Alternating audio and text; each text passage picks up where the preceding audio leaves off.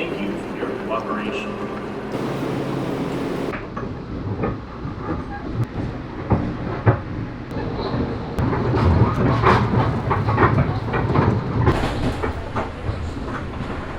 Sup everybody? I'm just chilling under this bridge like a troll. I'm out here on the big river this afternoon. I'm gonna be meeting up with Captain Mike and we're gonna do some striped bass fishing. No idea what we're getting ourselves into this afternoon, but I know it's gonna be fun. And thanks for joining. So this was a super fun trip with Captain Mike. It was nice to mix up the views, be on the big river, get out of the city, be on a boat. And we were hooked up with bass pretty much, the second we got to the first spot. I think it was like 2 casts and we were already hooking up with bass. So pretty much instant catches, like from we started the trip to when we ended the trip. And, there were so many fish. I think between the two of us, we probably caught like 60, 70 bass in 6 hours. So I'm just going to voice over this edit so it doesn't feel too repetitive. But I didn't bring any gear. I brought a couple lures just in case I was losing confidence, but I used Mike's gear and, Mike's Pro Staff for G Loomis Shimano Power Pro. So if you go out with him, it's all top of the line gear.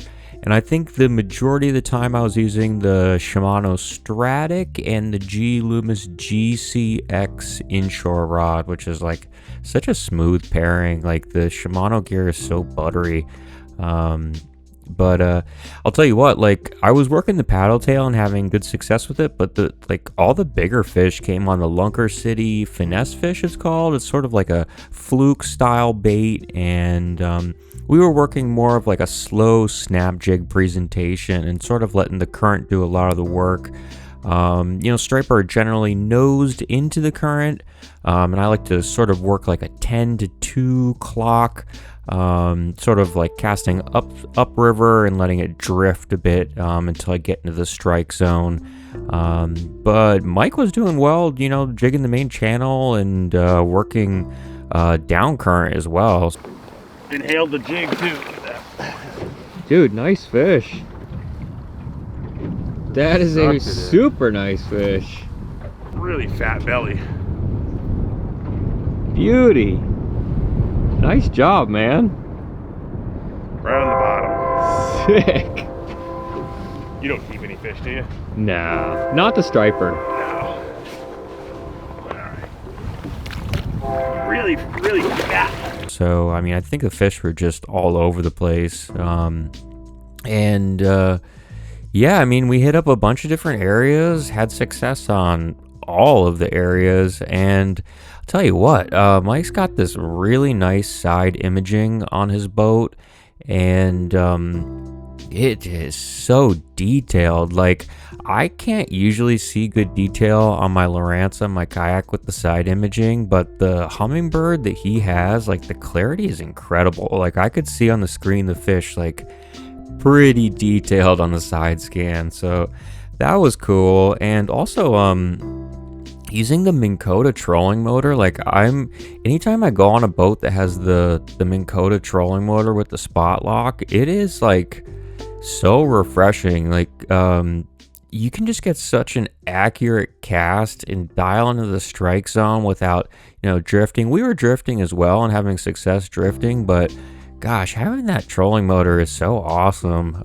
Just to be able to lock into the spot once you're on a pile of fish and just sort of, dial in that strike zone with the trolling motor was super fun. And just a really great day of fishing, new scenery. Captain Mike's a awesome captain. It'd be kind of neat, and I think when you explain it to people, they would be on board. But the problem is, if people see it without an explanation, they'd be like, "Oh my God, this sounds terrible. Why do you want to kill more fish?" It's like, well, right. It's for specific situations, and again, it's only 2 per person. You get 2 of these tags a year, and they cost. You got to pay for them too. So it goes back to the fishery. Exactly. Yeah. That's a smart idea. I think it'd be cool for. And then you only get 2 chances, really. Yeah. So suppose you get like, it would have to be 82 pounds, right? It would have to be 82 pounds, yeah. Yep. Which is so uncommon. It is.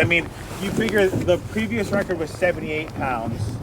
That was caught in 1982, and then the current record was caught in 2011. So that's about whatever that is, 29 years it stood for. Jeez. So I mean, but Wait, correct me if I'm wrong. It was a live porgy, right? no, that was Blaine Anderson caught a big fish on a live porgy. With the current one, that wasn't that porgy? Live eel. An eel. Okay, so I'm confusing the two of them. Yep. And he catches huge fish. I would suggest going to Reelcast Charters, like social pages, and just sort of checking out the big fish. I'll have Captain Mike's YouTube page and charter website in the details if you want to book a charter with him. He's an awesome captain, really great guy to go out with. You'll learn a ton from him. This is the second time I've been out with him, and both times I walked away with like a ton of knowledge. And yeah, just a really great day of fishing. Mike caught all the bigger fish. I did well, but Mike crushed them. And yeah, just really nice to be out with some new gear. I'm used to my Penn gear, and it was nice to mix it up with the Shimano stuff. And yeah, book a trip with him if you can. I think you'll have a lot of fun. And yeah, thanks for watching. Well, that was an extremely fun day of fishing. Those are mostly holdover striped bass. But I just wanted to mix it up. I wanted to go out with Captain Mike, learn something new. He's a pro, catches huge fish.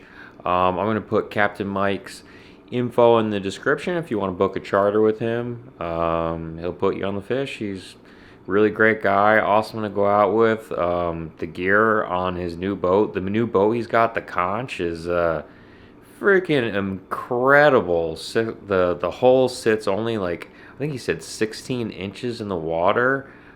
So smooth. Like, I love being out on his new boat. And yeah, I just love saving my money for charters and doing it, only a couple times a year, whenever I can afford it. But I usually put a little money aside, and I look at it as like an educational lesson, and learn something from someone else that is in their native waters, or places that they fish a lot. And I try and go out with guides in places that I normally wouldn't fish, and try and learn new waters. And yeah, great day. I mean, I did okay. I think between Mike and I, we probably caught, 60, 70 striped bass, all holdovers.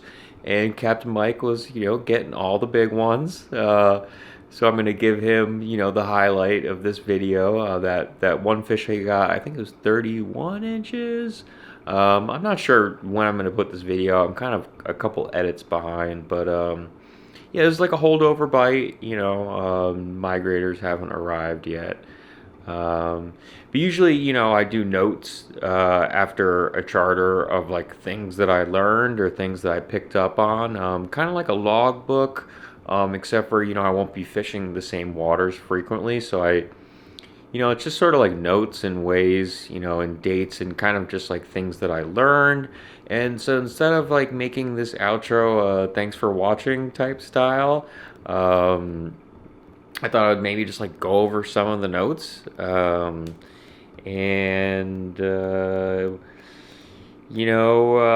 tell you what, the one thing that was pretty cool is we used the Lunker City finesse fish, I think it's called, which is like a fluke style bait, and that outperformed the paddle tail. And I'm usually more confident, at least lately, with the paddle tail, but like the fluke style bait definitely outperformed.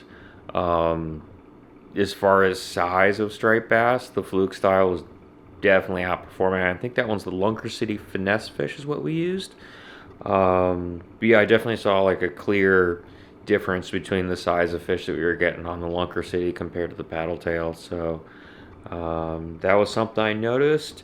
I loved using the Shimano gear. Mike is pro staff for G Loomis Shimano and Power Pro line. So if you book a charter with him, you're using premium, super nice gear.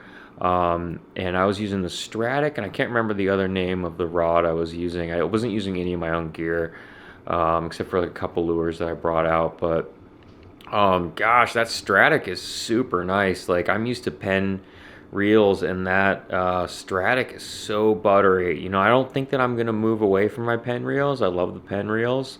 But geez, that Stratic that I was using was so smooth and buttery. So that was something that was fun. You know, I use Shimano bait casters. I can't remember the ones that I use for saltwater, the Tranks. I've got a couple of those, but yeah, I don't really use the Shimano spinning gear much, and wow, it was so smooth. I loved using them. So that was fun. Also, we were using, it's not called a tactical angler's clip, but he had some other clip on the lure, and usually I tie direct, and I'm kind of like, I get a little like spooky about that. Like, I like to just have as low of a profile as possible. I did not notice any difference whatsoever with using the clip, and not like, didn't notice any difference at all. So that was cool, you know, a nice little refresher. Also, the Humminbird side scan that we were using, I can't show Mike's screen. I don't want to show Mike's screen for privacy reasons. You know, I don't want to show any GPS or anything, but like the side scan on that Humminbird that he has, I could see the fish so clearly, and gosh, it just makes me want to get one. Like, I think that as far as like upping my game with that side scan that he had, like, I definitely would like to invest in one. I just use like a crappy, you know, Lowrance like depth finder that has 2D sonar on it, so I'm not used to being able to see like that far out on the side of the boat. So I'm just like thinking about having it in my kayak and like being able to see so far. Because I think like at points it was like 130, 160 feet or something that we could see fish on both sides of the boat. And it's just like, I don't know, just as far as like breezing through spots and being able to see that and seeing fish on structure, I mean, I thought that was pretty sick. And yeah, we are, you know, Mike's conch boat is sick. I think that's a new boat in his line. I think he's running 2 boats this year, he said, and so he's got 4 charters a day, multiple days a week. So if you go out with him, you know, he's on the fish like constantly, multiple. You think he has a couple captains he's working with. Yeah, he's always on the fish, and you can tell we're back in New York City. You got the raving sirens in the background here, but yeah, you know, another thing is we tagged a couple fish today, and I've been really indifferent about the tagging with striped bass the past couple years, and I kind of go back and forth with it. And I'll tell you what, tagging them today made me, and hearing some of Mike's stories turned my brain around with thinking that it could be a really beneficial and good thing for striped bass fishing. You know, one of the stories he told me about one of his fish getting tagged that was a big fish, and then it being caught, you know, I think it got caught, I don't want to say the state, but in another state over, made me think, you know, there's definitely, you know, catch and release survival rate, and I think that it could tell a lot about like mortality as far as catch and release, and just keep, you know, the fishery open and a good thing. So I think that if charter captains and biologists are tagging, it's definitely turned my, you know, my engine around to thinking it's a good thing, you know, for striped bass fishing. And yeah, I don't know, a couple other things I noticed, but maybe just keep them secrets. Fishing secrets are important. But I hope you enjoyed that session. You know, a lot of fish caught. Mike caught all the big fish, and I had a blast. It was a good time. It was nice to be out on a boat, and season's just getting going. You know, water's just starting to creep up. I don't know when I'm gonna put this video out, but I had a great time, and hopefully you learned something new. I definitely did, and I think going out with guides is a really great way to learn and educate yourself with someone that's a pro. in their field. So thanks for watching, and I'll put Mike's info in the description. He's also got a YouTube page you can check out, and yeah, really great guy. I had fun going out with him. So thanks for watching, and I'll see you on the next one.